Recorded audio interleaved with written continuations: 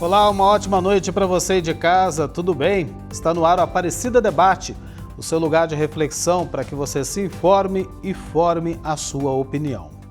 O tema de hoje é a solidão, sentimento cada vez mais comum entre os brasileiros, principalmente nesses tempos de pandemia e distanciamento social.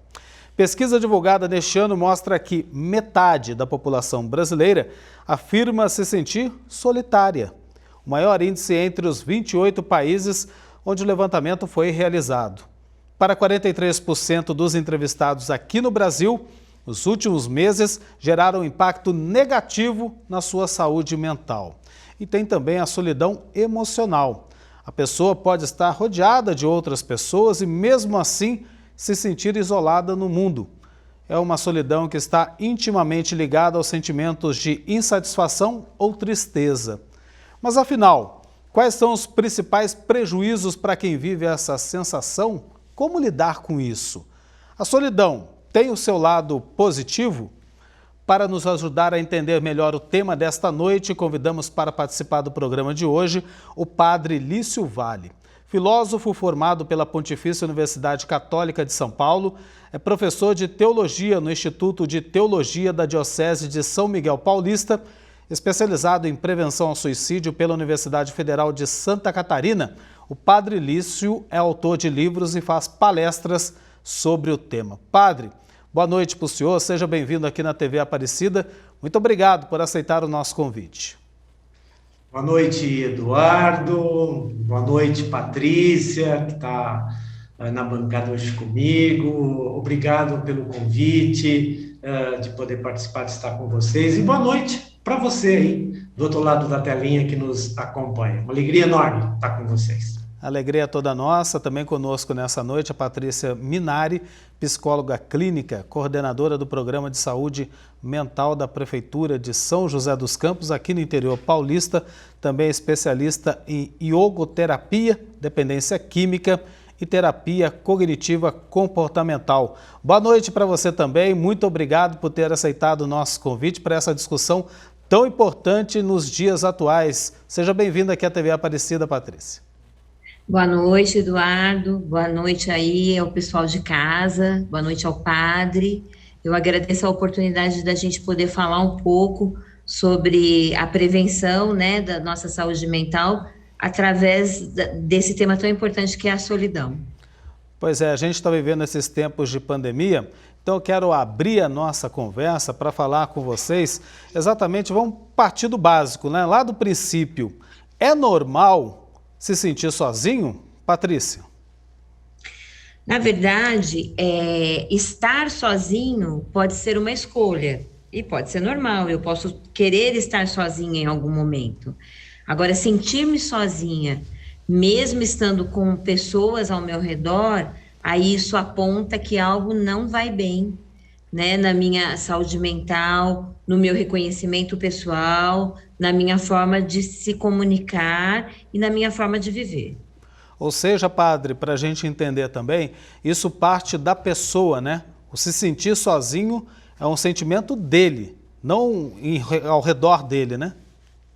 Exatamente. Na verdade, a solidão, ela é uma emoção que a gente sente, né?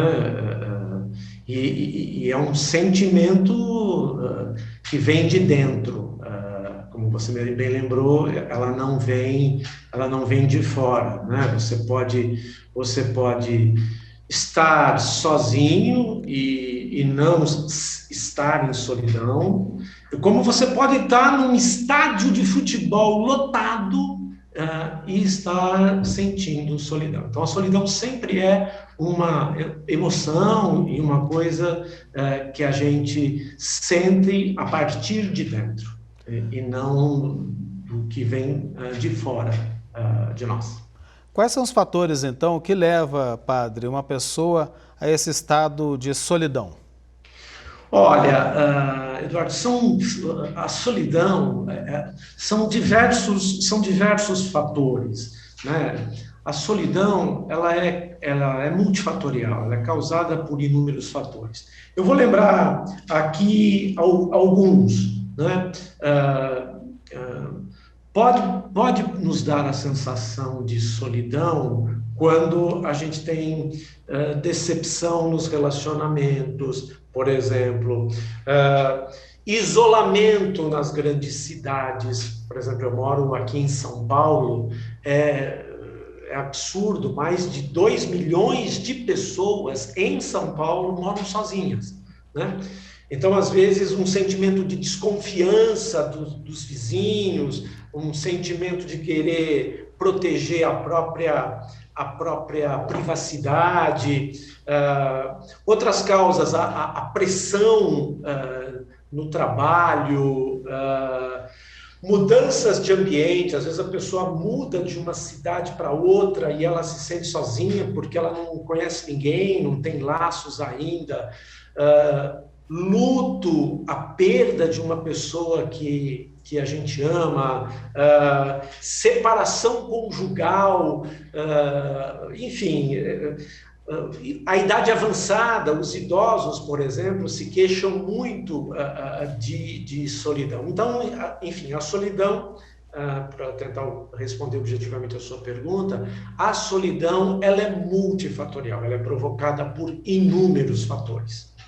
Patrícia, você acrescentaria algo aí, o que leva uma pessoa à solidão? Eu gostaria de acrescentar. Pois não. Acho que tem isso mesmo que o padre falou, acho que são componentes importantíssimos, assim, a gente vê que o índice das pessoas que referem solidão são muito maiores em grandes cidades, em metrópoles como São Paulo, e acho que tem uma questão interna, pessoal, como o padre estava falando, que é, por exemplo, baixa autoestima, né? Se eu não me sinto, se eu não me amo, se eu não vejo valor em mim, se eu não vejo utilidade em mim, eu posso me sentir só, mesmo estando com uma multidão em torno. Às vezes, uma dificuldade nas habilidades sociais. Tem muitas pessoas, crianças, adultos e até idosos que têm dificuldades com habilidades sociais. Isso causa uma sensação de solidão, porque eu não consigo me sentir acompanhado pelos outros. Então, é muito interno, né? A solidão, quando ela vem como um mal, ela é interna, eu carrego as coisas que não estão bem dentro de mim. Agora, continuando com você, Patrícia, a gente está falando do lado negativo, né? Quando a solidão reflete negativamente no comportamento da pessoa. Depois a gente vai falar do lado positivo, porque tem sim gente que gosta de ficar sozinha, né? E faz bem para ela própria, né? Agora, quais são os sintomas dos malefícios da solidão? Sintomas, sinais de que a pessoa está sofrendo desse tipo de solidão, Patrícia? Na verdade, tristeza, né? Você começa a sentir tristeza, você começa a sentir uma coisa de inadequação. Então, assim, eu me sinto peixe fora d'água, sabe? Quando a gente sente peixe fora d'água. Então, os lugares que eu vou, a forma que eu estou, eu me sinto peixe fora d'água. Deixa eu ver o que mais. A própria depressão, ansiedade, uso e abuso de álcool e outras drogas. Então, são vários sintomas que vão aparecendo por conta dessa solidão, desse lado que não é bom, porque você tem razão, tem um lado bom dessa história. Inclusive que a gente vai falar daqui a pouco. Padre, agora é interessante, né? Porque a gente tem que ficar muito atento e por isso o nosso programa também, para chamar a atenção daqueles que às vezes estão sofrendo dessa solidão e não percebem que estão sofrendo. E daí desencadeia outros problemas para a saúde mental, inclusive, e outros problemas até químicos, como lembrou bem a Patrícia, né? Tem pessoas que vão para a bebida, para as drogas, e isso é um estrago muito grande na vida da pessoa, né, padre? E desculpa só, Eduardo, só vou colocar mais uma coisa, a medicação. Hoje a gente tem um número imenso de pessoas que são dependentes de medicamentos. A medicação é sempre boa quando ela é colocada por um médico e quando você tem um quadro para utilizar essa medicação. Mas a automedicação, porque alguma coisa não anda bem em mim, ela causa uma dependência como qualquer droga. É uma dependência química também. Padre? É exatamente isso, né? Então, como bem lembrou a Patrícia, né? Os sintomas, as pessoas buscam, então, na dependência, às vezes, de medicação, no abuso de uso de álcool e drogas, a pessoa tenta enganar, né, ou disfarçar, né, a sensação de solidão. Eu penso que é importante a gente deixar claro, Eduardo, que a solidão, né, neste sentido mais pejorativo, mais negativo que a gente está falando, né, ela afeta a nossa saúde mental porque ela dói, ela faz sofrer. Quando a pessoa, quando ela não tem consciência, muitas vezes ela vai buscar compensações, né? Então, por exemplo, tem gente que sente solidão e para abafar sua ansiedade, né, ela começa a comer, enfim. Então, todos esses são mecanismos que a pessoa usa para tentar aliviar a sua dor, que muitas vezes ela não tem consciência. Então, é importante que a gente diga que a solidão, ela afeta a nossa saúde emocional, porque ela nos adoece, ela faz a nossa alma doer. Exatamente, né? Vocês citaram aí a questão da medicação, tem muita gente que toma remédio, inclusive para dormir, né? Para facilitar o sono, para chamar o sono, antidepressivo, ansiolítico, tem a questão da bebida alcoólica, das drogas e também do próprio tabagismo, por incrível que pareça. Tem gente que fuma um cigarro porque acha que o cigarro é o companheiro dele, né? Você sabe, Eduardo, que eu trabalhei bastante tempo em grupos de tabagistas e quando as pessoas deixam de fumar, é como se fosse um luto, porque aquele companheiro do dia a dia, ele vai embora. Então, realmente, o cigarro, muitas vezes, ele é uma companhia. O padre gostaria também de falar alguma coisa sobre o assunto, padre? Pode aproveitar. Não, era exatamente isso, né? Essa compensação que a gente está falando é exatamente nesse sentido. É a busca da companhia, entendendo a solidão como a ausência de um outro, né?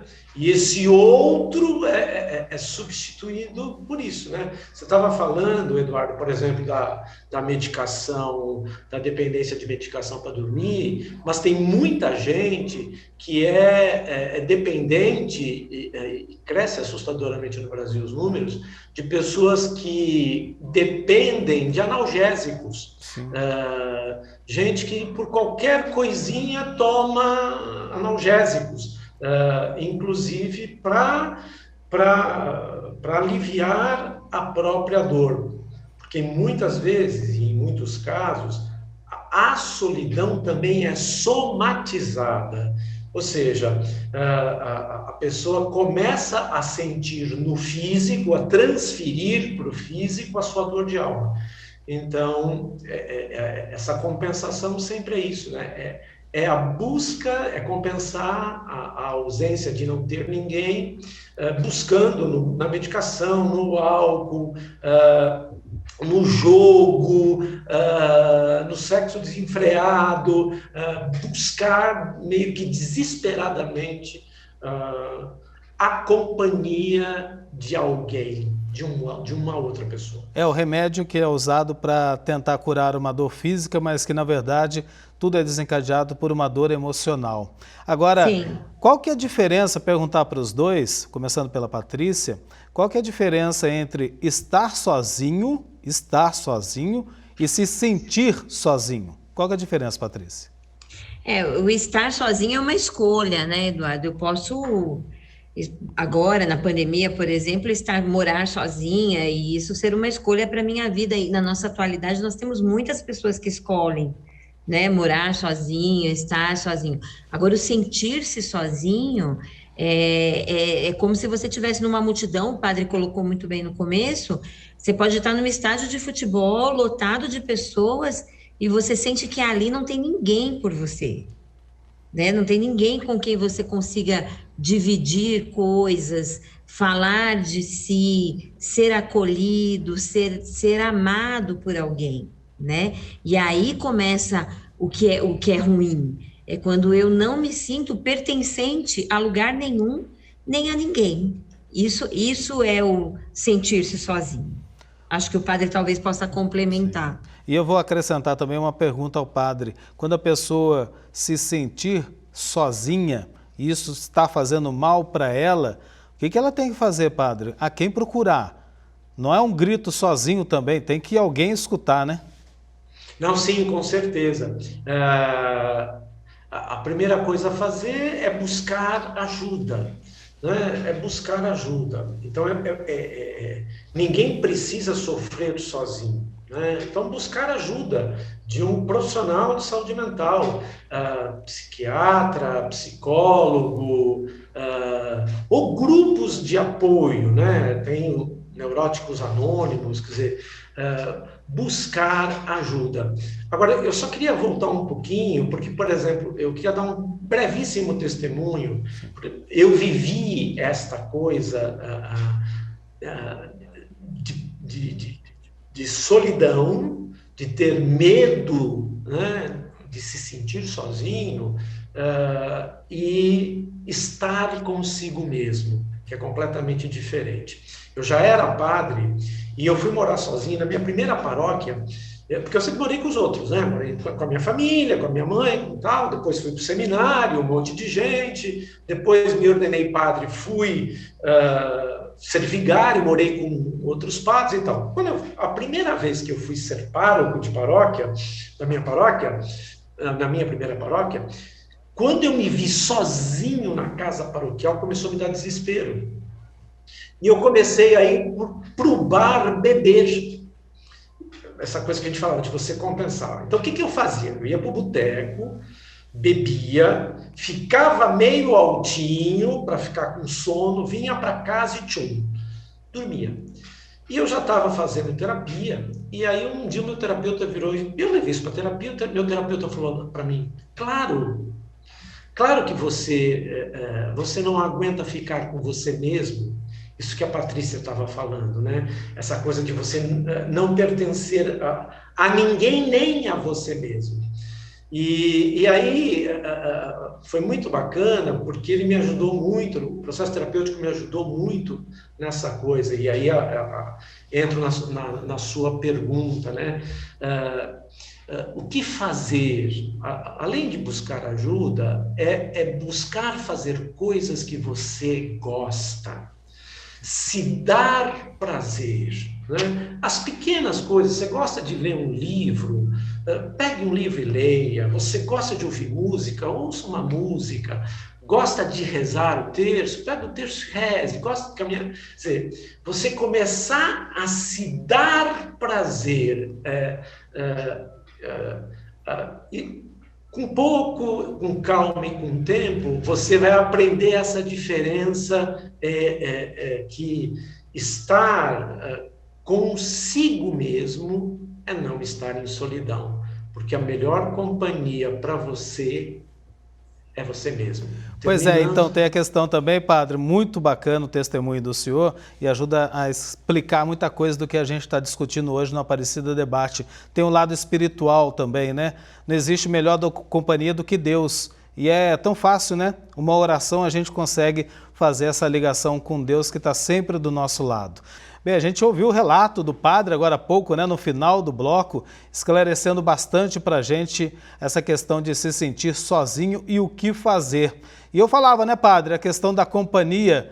Não tem melhor companhia do que a companhia de Deus, né? Sim, com certeza. Você sabe que a Organização Mundial de Saúde tem um estudo muito interessante, que ela diz que um dos primeiros fatores de prevenção ao suicídio é você ter uma fé e ter uma experiência religiosa. Porque ao relacionar-se com Deus, é isso que você fala, Eduardo, a gente fica livre desta sensação de solidão, porque nos relacionamos com um outro, com maiúsculo, né? Com Deus. Participar de uma comunidade religiosa, de uma comunidade de fé, aumenta os nossos relacionamentos sociais, a nossa rede de proteção e de afetos. Tudo isso contribui muitíssimo para que a gente previna esta sensação de solidão enquanto desamparo, solidão entendida enquanto não me relaciono com ninguém. Patrícia, eu falei logo na abertura do programa de hoje, que a gente está tratando aí de solidão, sobre que os especialistas, vocês no caso, chamam de solidão emocional. É o caso de uma pessoa, o padre lembrou, não sei se foi o padre ou a Patrícia, agora não me lembro, estar no estádio de futebol, com milhares de pessoas ao lado e mesmo assim se sentir sozinha. O que é, afinal, essa solidão emocional? A solidão emocional, ela é essa solidão interna mesmo, não é o estar sozinho, é o se sentir sempre sozinho e ter algumas questões que pioram esse sintoma. Então, por exemplo, eu não me sinto pertencente à minha família. Ai, esquisito, né? Não consigo me dar bem com eles. Eu vou carregar sempre comigo essa sensação de que eu estou sozinha emocionalmente. Então, né, estou com pessoas, mas não pertenço a essas pessoas. Então, a solidão emocional, ela já começa a indicar que tem algo caminhando para o patológico e que realmente aí eu preciso da ajuda de um profissional. Quando o padre coloca, né, que existem formas da gente lidar com essa solidão enquanto ela é controlável, então eu estou começando a me sentir sozinha, eu posso buscar grupos de pessoas que gostem das mesmas coisas que eu posso ligar para pessoas que eu gosto e tentar falar com elas. Agora, a busca do isolamento constante e o não querer me abrir, aí vai caracterizando essa solidão emocional que acaba sendo um caminho da patologia ou da doença. Eu ouvindo a Patrícia, padre, aqui me surgiu uma pergunta para fazer para o senhor. A definição, logicamente, de solidão emocional, mas também é o seguinte, essa solidão emocional, ela começa na infância, por exemplo, quando a criança ela é excluída da turminha, é colocada de lado, sofre bullying, por exemplo, ou dentro de casa, os pais não dão a devida atenção para a criança fica trancada no quarto sozinha, a criança fica, entre aspas, jogado no canto da casa. Começa na infância essa solidão emocional?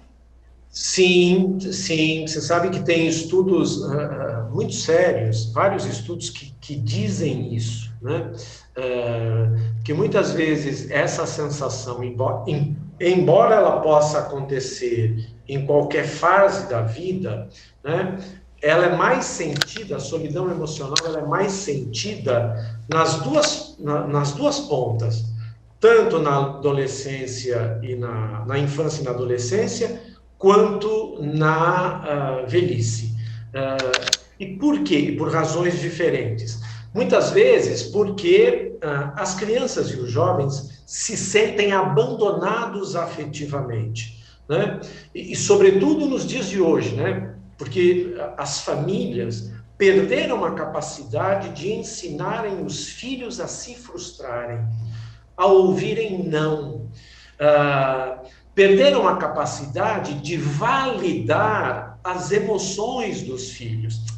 Isso é aborrecência, não enche a paciência, né? Muitas vezes os pais são digitalmente distraídos. O filho, a filha quer falar e está lá o pai, né? No celular. E aí, quando eles não são treinados a se frustrarem. E aí, quando vem a pequena frustração ou a primeira grande decepção, muitos inclusive pensam em suicídio, né? Os índices de suicídio crescem muito nesta faixa de idade. Suicídio é a segunda causa de mortes entre adolescentes e jovens no Brasil. E na outra ponta, os idosos, pessoas que viveram muito mas que perderam tudo, né? Perderam relacionamentos, perderam os amigos, não tem quem lhes ouça, né? Então, se dá a solidão emocional, ela se dá em todas as idades, em qualquer idade, mas ela digamos assim, ela é mais sofrida, ela é mais sentida, se a gente pode dizer assim, nas duas pontas, tanto entre crianças e adolescentes e como em pessoas mais de idade. Patrícia, gostaria de acrescentar algo, e daí eu já emendo uma outra pergunta, né? Se é na possível verdade, definir, Patrícia, qual que é a pior solidão que existe? acho que sim. Vamos só terminar essa conversa com o que o padre falou, que é muito interessante, que eu acho que é assim, a solidão, né, a sensação de estar só, ela pode começar na primeira infância, quando a criança é bem pequena. Então, para além do cuidado que nós temos que ter com os adolescentes e os idosos, como o padre bem colocou, a solidão que vira doença, ela às vezes começa na primeira infância, quando a criança já começa a sentir ali um abandono ou uma não segurança, quando os meus pais não me dão aquilo que eu necessito de básico na infância. Então, esse é até um alerta para os pais, né, que estão assistindo e que têm crianças pequenas, o quanto a gente precisa estar próximo e cuidar daquelas necessidades básicas da criança, colo, né, cuidado, amamentação, porque isso são fatores que às vezes deixam uma marca que a pessoa carrega para o resto da vida, né, que é essa marca de que eu não pertenço e eu não sou amado. Então, essa é uma questão importantíssima que eu acho que complementa isso que o padre está falando. Agora, inclusive, aproveitar e falar o seguinte, né, que a gente está falando para famílias, principalmente, que nos acompanham aqui em nossa programação da TV Aparecida, inclusive do Aparecida Debate. Hoje é um tema muito importante para as famílias, quando os pais, por exemplo, veem o filho trancado dentro do quarto, e aí vem com a desculpa, não, ele gosta de ficar assim, deixa ele. Está totalmente errado, né? Tem que procurar saber por que a criança quer ficar sozinha. Na verdade, assim, Eduardo, a adolescência, ela é um período muito peculiar, né? Quando a gente fala de adolescente fechado dentro do quarto, existem alguns momentos em que eles precisam disso. Eles precisam, faz parte desse meu autoconhecimento, do distanciamento do outro, eu crescer e viver esse momento. Mas o tempo todo dentro do quarto, a falta de comunicação, a falta de afeto, aí tem alguma coisa que não está certa, aí tem alguma coisa que não está boa. E hoje, né, nós encontramos crianças, 9, 10 anos, 8, que já querem estar sós. Então, aí tem um problema, a gente precisa olhar para os nossos filhos. O padre estava falando, né, sobre o índice de suicídio na adolescência, e esse é um problema, não só no Brasil, mundial, mas em especial no Brasil, de termos perdas de jovens, porque a gente não olha para os nossos filhos. E é muito fácil a gente ficar no celular e não olhar para a necessidade do outro. Então, a prevenção da solidão, ela começa em casa. Ela começa nesse sentido de família, nesse sentido de pertença, do vamos jantar junto, do vamos estar junto aqui em volta da mesa, do vamos jogar um jogo bobeira, qualquer coisa, todo mundo junto, stop, qualquer coisa desse tipo, eu sou meio antiga. Mas eu acho que a gente precisa cultivar esse tipo de coisa, porque a essência da solidão está na família. Tá mesmo. E o olhar é um olhar de carinho, um olhar de amor, um olhar de afeto que tantas crianças estão precisando nesse nosso mundo de hoje. Padre, qual que é a pior solidão? Dá para definir? Olha, eu acho que assim, isso é uma questão muito subjetiva. Eu acho que assim, eu vou dar alguns exemplos do que eu estou querendo dizer. O que pode ser a pior solidão para mim, pode não ser para você, mas eu vou dar alguns exemplos. Para muita gente, a pior solidão é a solidão acompanhada, né? É quando você tem alguém, um esposo, uma esposa, né? E ao mesmo tempo não tem, né? A pior solidão, dizem alguns, que é dos idosos, porque viveram muito e não tem mais ninguém. Os familiares próximos, os irmãos, pai e mãe já morreram, os amigos todos já morreram, já perderam, né? E tem gente que, inclusive, a pior solidão é essa que a gente falava agora, né? De jovens que aos 20 anos de idade se sentem mortos ou querem morrer porque desejam se matar por conta de desejos ou ideação suicida, tal. Acho que não dá para definir assim qual é a pior solidão, né? Porque toda a solidão patológica, né, que a gente está falando aqui, ela é muito sofrida e doída.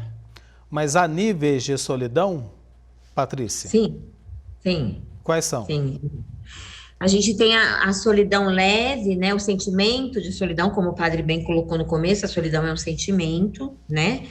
Então eu posso ter um sentimento leve de solidão. Ai, às vezes me sinto meio só, parece que eu não tenho com quem conversar, parece que, né, não tem ninguém por mim e tal. E nesse nível, ainda sem afetar as minhas funções, né? Sem atrapalhar a minha vida, eu tenho muitas coisas a fazer por essa solidão leve, né? Eu posso procurar muita coisa, eu posso me envolver em muita coisa que de repente não precisa nem ser uma ajuda profissional.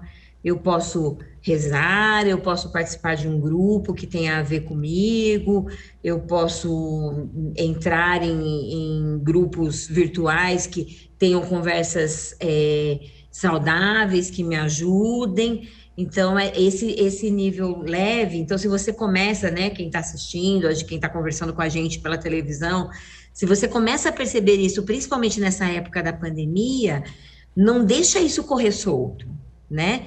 Começa a procurar os amigos antigos, está todo mundo sozinho, né? Liga, faz chamada de vídeo, conversa, porque a solidão leve, ela ainda tem um tanto a ser feita. A moderada, ela começa a afetar a minha vida.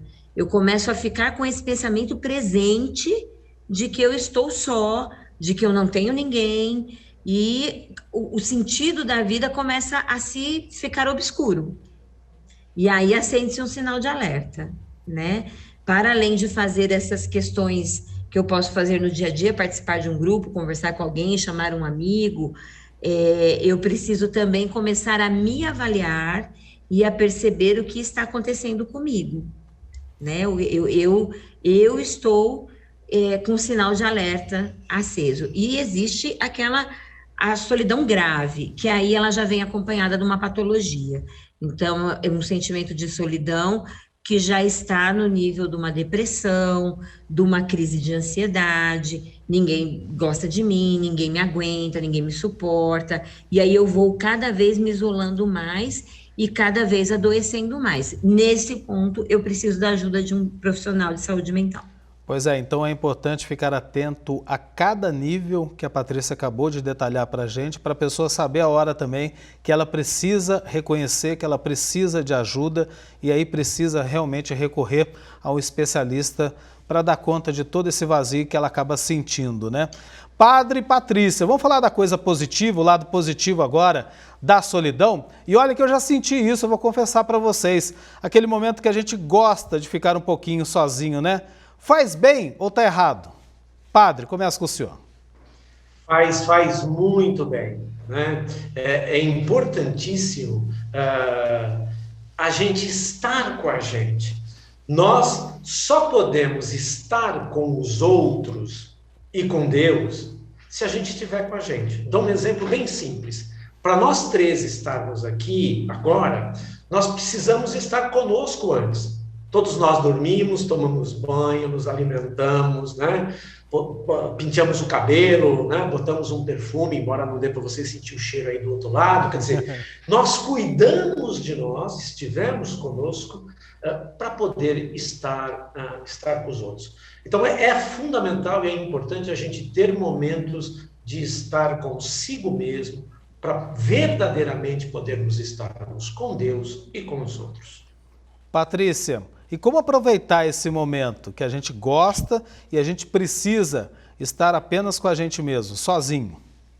Então, acho que a gente olhar mesmo para a gente, ver o que a gente gosta de fazer, né? Qual é a leitura que eu aprecio, qual é o filme que eu gosto, como eu gosto de me cuidar quando eu estou só, porque o padre falou uma coisa muito importante. Para eu estar bem com as pessoas, eu preciso gostar de estar comigo.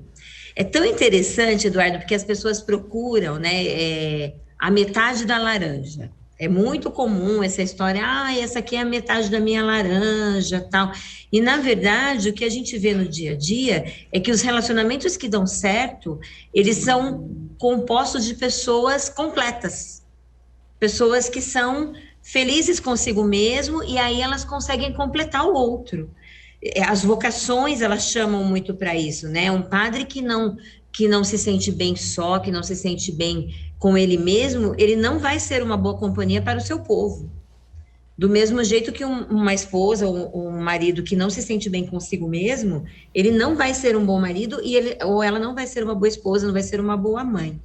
Então, esse exercício do eu perceber o quanto é legal estar comigo, o quanto é bom, né, eu estar comigo mesmo, eu brinco às vezes que eu falo sozinha e ainda respondo, né, porque eu gosto da minha opinião. Então, acho que é muito isso, assim, né, você poder se gostar a ponto de você se doar completamente para o outro. Mas eu tenho que gostar de ficar só, eu tenho que gostar de ser eu mesma para eu poder me doar para o outro. Ô Patrícia, então tem tudo a ver com amor próprio, né? Porque a gente só gosta de ficar perto de quem a gente gosta. E para a gente ficar sozinha, a gente tem que se amar, né? A gente tem que se amar. A gente tem que conhecer as nossas qualidades, claro, os nossos defeitos, os nossos limites, né? Mas a gente tem que perceber o quanto a gente é valoroso. O quanto a gente compõe, né, na nossa própria vida para poder compor na vida do outro.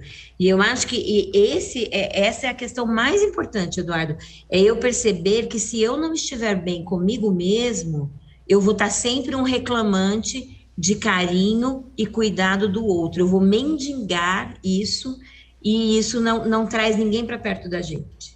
De fato, concordo com você inteiramente, padre. E aí tem um outro princípio, né? O autoconhecimento. A gente precisa se conhecer para se amar. Exatamente, né? E eu queria só complementar essa coisa que a Patrícia falou, acho que é muito legal, porque eu sinto que muitas vezes nos nossos ambientes, né, católicos, às vezes existe muito essa confusão entre amor próprio e egoísmo. Sim, como se as duas coisas fossem a mesma coisa. Não são. Eu queria aproveitar para deixar claro isso. O amor próprio é o autocuidado, né? É a autoestima elevada para você, estando bem com você, estar para fora, bem para fora de você, com Deus e com os outros, como a gente disse. E o egoísmo não, o egoísmo é o contrário. O egoísmo, assim, é quando eu penso em mim, quero tudo para mim e, portanto, não levo em conta os outros. Quer dizer, eu acho importante, Eduardo e Patrícia, a gente deixar claro essa diferença, que é importantíssimo ter o amor próprio, porque é só o amor próprio que nos permite, de fato, que a gente se autoconheça, quer dizer, o que eu gosto, o que eu quero para a minha vida, quais são meus sonhos, quais são meus projetos, qual é o sentido de eu existir, quer dizer, todas estas questões, quais são meus limites, né? Quais são as coisas que eu não consigo fazer, são meus limites, enfim. Tudo isso só acontece, né? O autoconhecimento verdadeiro só acontece a partir do momento em que eu aprendo a me amar. E termino lembrando o seguinte: não há nada que você possa fazer para o outro se você não fizer para você primeiro. Não dá para amar o outro se você não amar a você, não dá para perdoar o outro se você não perdoar você primeiro, não dá para ajudar o outro se você não se ajudar primeiro. Então, amor próprio é fundamental para a saúde física e mental. Patrícia, pode falar. O senhor tem toda a razão, padre. É muito comum nesse meio, principalmente no meio religioso, a gente entender o amor próprio como egoísmo, né? Parece que eu estou sendo egoísta se eu me amo. E, na verdade, é exatamente o que o padre falou. Se eu não me amar, eu não consigo amar o outro. Acho que foi perfeita a sua colocação.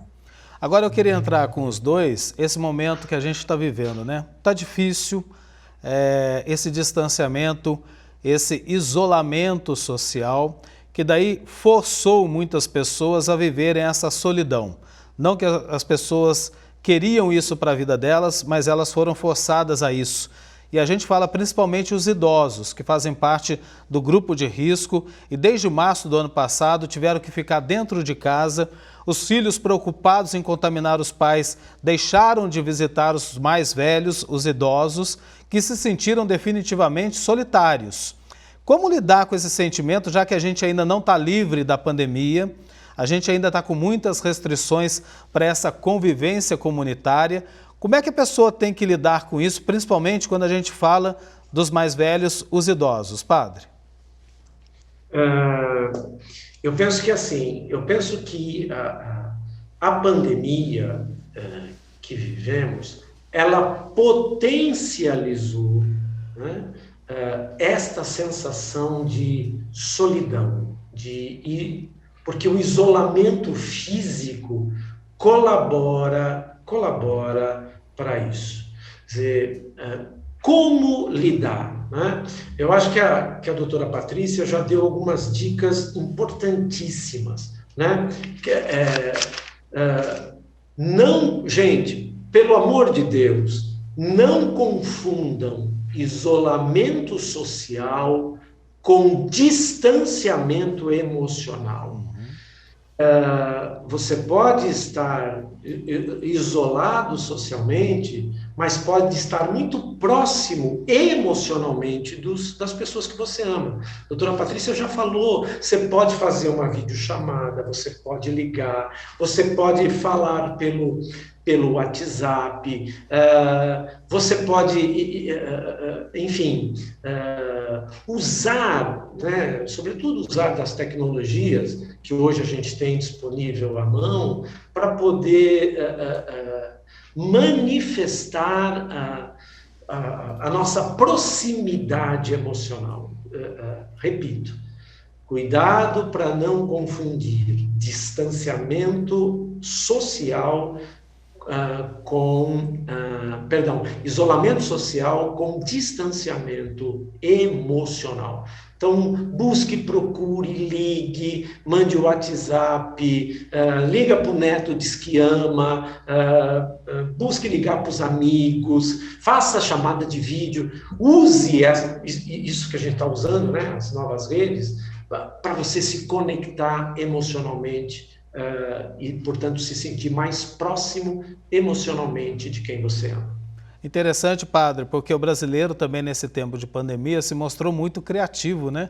Até jantares pela internet, pelo celular, teve grupos que conseguiram fazer isso, né? Para se reunir, estavam acostumados a saírem juntos à noite, com tudo fechado, cada um na sua casa, ligou o celular por Skype, pelo Zoom, seja o que for, daí conseguiram pela plataforma estar unidos naqueles momentos de lazer, de entretenimento, né? Agora eu queria conversar com a Patrícia, porque a gente tem falado, a tecnologia pode ser e é, sim, um grande aliado para suprir, para minimizar essa questão da solidão, para que a pessoa não se sinta totalmente sozinha no mundo. Mas também ela tem o outro lado, não tem, Patrícia? Que ela pode levar a pessoa a mergulhar na solidão cada vez mais? Ou estou errado, estou equivocado? Tem.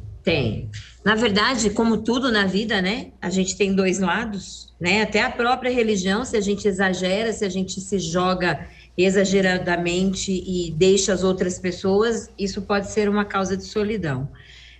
A internet, ela é muito boa, ela tem sido uma ferramenta maravilhosa da gente se conectar, da gente sentir o amor do outro, da gente se sentir próximo do outro, mas ela pode ser um buraco sem fundo, né? Onde eu posso entrar em sites que não são bons, em jogos que viciam, em conversas que não nos ajudam, e elas podem ir fazendo mal, né, a cada dia e como que nos engolindo nessa história, né? Então, a gente precisa tomar muito cuidado com a internet. Naquilo que você estava falando para o padre, né? Eu acho que tem uma coisa que é muito importante, que é assim: a gente precisa manter hábitos saudáveis nessa época. Não dá para ficar só na internet. A gente precisa, né, dentro do possível, fazer uma caminhada com segurança, um exercício, olhar um pouco da natureza, sair um pouco de si, porque esse período tem sido um período que as pessoas têm adoecido com muita facilidade. Porque a gente fica dentro de casa vendo notícias ruins. E tem uma coisa que é importante, que eu acho que a TV Aparecida faz muito bem, é você não só ter notícias ruins. É claro que você precisa ver notícias, mas você não pode só ver notícias, você tem que dar um pouco de férias disso. Porque senão a gente acaba só vivendo aquele caos, né? Um caos puxa o outro, um caos puxa o outro, e isso vai nos adoecendo. Então, a internet, a televisão, ela tem um tempo e ela tem um jeito de ser usada. E a gente também precisa ter outros recursos. E essa é a nossa preocupação, viu, Patrícia? Desde o início da pandemia, a TV Aparecida se preocupou em ser a melhor companhia para o seu telespectador, esteja ele sozinho ou não, esteja ele em família ou não, e é levar essa esperança que todo mundo precisa nesse momento. É tanta dor, é tanto luto, a gente precisa se alimentar de fé, de amor e principalmente de esperança. É o que o canal de Nossa Senhora Aparecida tem procurado levar para todo o Brasil. Agora, a questão, a gente falou das crianças, dos idosos, o padre chegou a falar assim um pouquinho dos jovens, mas eu sei, Patrícia, que você tem uma experiência com os jovens. Por que, afinal, que eles estão se sentindo cada vez mais sozinhos? Tem uma explicação para isso? Tem uma cultura muito interessante assim. Primeiro, o jovem, ele necessita da coletividade, né? Ele, mais do que ninguém, ele precisa dessa coletividade. As escolas não acontecem como são à toa, né? Elas têm um formato que é para ensinar, mas também para agregar, para que eles aprendam a viver em sociedade. Os nossos filhos, né, os jovens, eles estão vivendo um período de isolamento muito grande, né? Eles assistem aula pela internet, eles fazem os trabalhos pela internet, eles não conseguem estar com os avós, eles não conseguem estar com os amigos, e aí isso tem trazido uma sensação de que as pessoas não gostam de mim. É muito interessante, porque atendo adolescentes e a grande maioria deles tem essa sensação de que, nossa, as pessoas não gostam mais de mim, quando na verdade todos estão só, cada um na sua casa, né? Então nós pais precisamos muito cuidar desses filhos, né, de mostrar o valor, de mostrar o quanto eles podem conversar com os amigos de outras formas e de não dar tanto valor à imagem, porque a internet, ela traz essa coisa, sabe, Eduardo, de que eu tenho que ter muitos seguidores, eu tenho que ter muitos likes, e você não ser sozinho não é você ter muitos seguidores, é você ter pessoas com quem você consiga partilhar a sua vida. Isso é muito diferente do que você ficar achando que, eu tenho pouco seguidor, então eu não sou tão legal assim.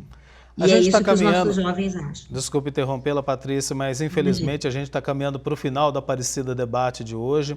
Acredito que tenha sido muito esclarecedor, principalmente para quem está vivendo esse momento, às vezes viveu em companhia dos outros, de uma hora para outra teve que viver essa solidão, mas tem a solidão negativa, também tem a solidão positiva. Para a gente encerrar do lado positivo, Padre, como ser a nossa melhor companhia? Tem uma receita? Não tem receita. Sinto muito decepcionar você, Eduardo, a você, Patrícia, a você, telespectador, mas não existe receita pronta, né? Porque cada um de nós é um. Eu penso que, nós já falamos isso, a melhor maneira de ser companhia para si mesmo é buscar estar com você, fazer o que você gosta, se dar prazer e buscar estar em comunhão com Deus. Quando a gente está em comunhão com a gente e em comunhão com Deus, é muito bom estar consigo mesmo. Porque quando a gente está consigo mesmo, a gente está com Ele. E quando a gente está com Ele, a gente verdadeiramente está com os outros. Concordo plenamente. Tem mais um minutinho, Patrícia.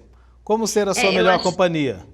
Eu acho que o padre colocou uma coisa importante, que é esse de estar com Deus, e tem uma discussão muito grande agora, né, com essa coisa do fechamento das igrejas, mas a gente entender que Deus está conosco, né? Mesmo que a igreja não esteja aberta, e que a gente é a igreja em todo lugar. Então, eu fazendo bem para mim, eu vou conseguir fazer para o outro. Eu desejo mesmo que você seja a sua melhor companhia. Bem, e assim nós encerramos o Aparecida Debate. Hoje falamos sobre a solidão, sentimento cada vez mais comum entre os brasileiros, como a gente viu, principalmente nesses tempos de pandemia e distanciamento social. Não distanciamento emocional, hein? Olha só, a pesquisa divulgada neste ano mostra que metade da população brasileira afirma se sentir solitária. O maior índice entre os 28 países onde o levantamento foi realizado. Tem também, a gente falou, da solidão emocional. A pessoa pode estar rodeada de outras pessoas e mesmo assim se sentir isolada no mundo. É uma solidão que está intimamente ligada aos sentimentos de insatisfação ou tristeza. Nós contamos com a participação nesse programa pela internet do padre Lício Vale, filósofo formado pela Pontifícia Universidade Católica de São Paulo, professor de teologia no Instituto de Teologia da Diocese de São Miguel Paulista, especializado em prevenção ao suicídio pela Universidade Federal de Santa Catarina. O padre Lício é autor de livros e faz palestras sobre o tema. Nosso muito obrigado pela participação do senhor, uma ótima noite. Também conosco no programa de hoje a Patrícia Minari, psicóloga clínica, coordenadora do Programa de Saúde Mental da Prefeitura de São José dos Campos, no interior paulista, também especialista em logoterapia, dependência química e terapia cognitiva comportamental. Patrícia, foi uma alegria ter você aqui no Aparecida Debate. Boa noite para você. Muito obrigado pela participação.